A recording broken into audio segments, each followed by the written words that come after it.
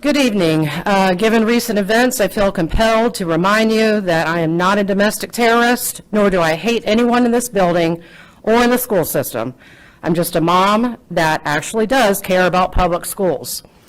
I submitted 189 book challenges at the end of May after getting brushed off, gaslit, pushed back, and condescended for the last 18 months.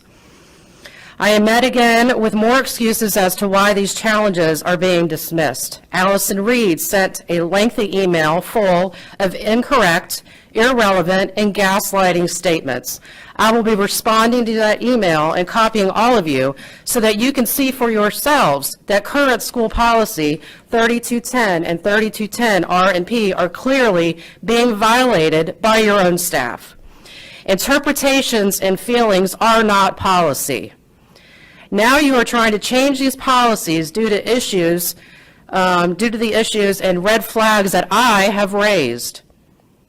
I am thankful for Cheryl and Wing's common sense. Lindsay, Tyler, Lynn, Monica, we see you.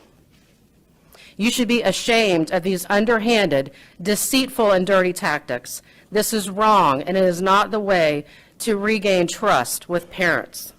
I was going to read from the nasty books, but instead I'll quickly show you pictures of how to find your G-spot and get it off in Sex Plus, how to stimulate the clitoris in Sex Plus,